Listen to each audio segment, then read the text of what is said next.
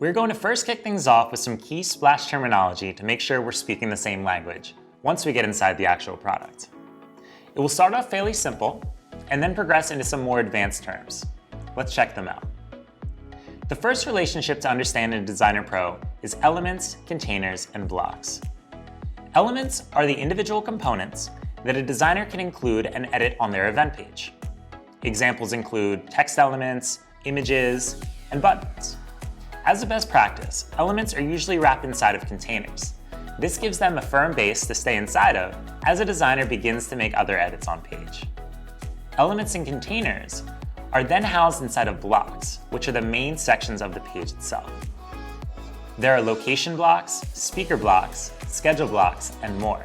And the designer has full creative reign to decide which order they are shown on their event page. Now that we have those nailed down, let's discuss event pages and themes. An event page is pretty much what you'd guess, the literal web page you are designing. A theme, however, is a lot more powerful. A theme will not only include your event page, but it will also include your brand assets like your brand palette and brand typography. It can include custom email templates that you design, and it will even bake into it any revisions you've made to the registration experience, aka that custom form and confirmation messaging. The idea is that you use a pre-established theme to create your first event page.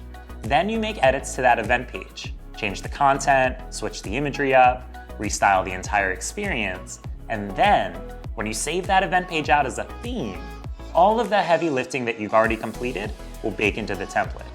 So that next time, when you go to use this theme and create a new event, everything will be set up in advance, and there will be no need to repeat your steps. Got it? Okay. The next thing to learn is Splash's advanced saving techniques. You'll notice when we get inside the actual tool that a designer should be frequently hitting the universal save button. But that will only save live changes on the page and consistently overwrite the previous save. Backups and stages, however, work a bit differently. You have an unlimited amount of backups at your disposal, and they serve as saved moments in time of your event page's creation. So let's say I'm about to completely rebrand my event page. Before I do this, it would be wise to make a backup so that if anything goes wrong, or if I prefer how the page was originally, I can navigate to my backups and restore the page back to normal. An important thing to know is that the Splash CMS does not have an edit undo feature, so backups become your safety net moving forward. And keep in mind, Splash auto-populates backups of your page as well in unique scenarios and once every half hour that you have been working on editing an event page. Stages exist in the same area of the tool, but they strategically work a bit different. Stages are a dynamic version of our backups feature, empowering the designer to schedule different versions of their event page to appear before, during, and after their event. Just like backups, the designer can create an unlimited number of stages.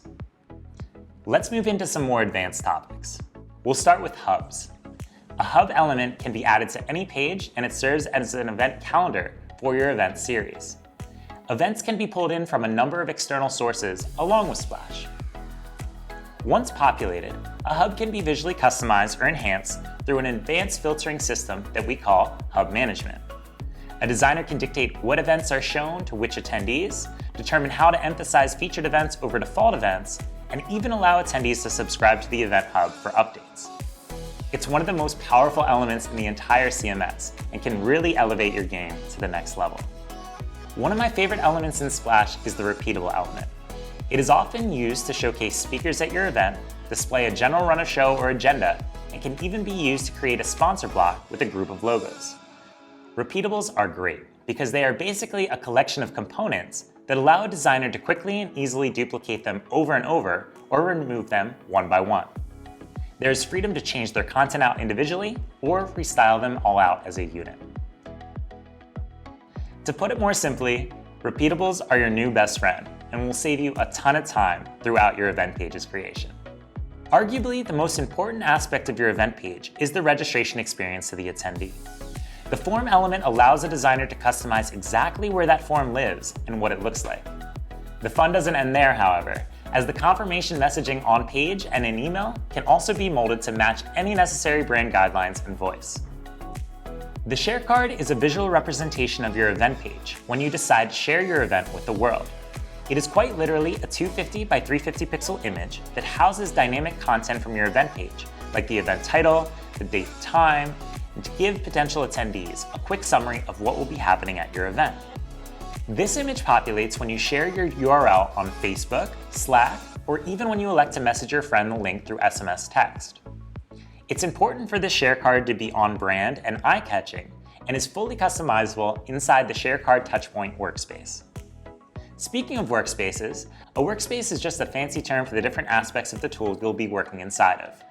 Examples include the repeatable workspace and the mobile workspace. This makes for a perfect segue to the last vocabulary phrase for Designer Pro, multi-device curation. Independently style how your event page will appear across desktop, tablet, and mobile. Splash gives you the opportunity to alter sizing and spacing to make the viewer's user experience top-notch. You can make changes on mobile that won't have any effect to how it appears on desktop. In a world where roughly 60% of your attendees or more are going to be registering to your events on their mobile device, we know how thoughtful this experience needs to be. All right, that was a lot of content right off the bat, I know. But before we move into the tool, we need to make sure we are speaking the same language. Aim to pass the following quiz on Splash's terminology, and then we can start getting down to business.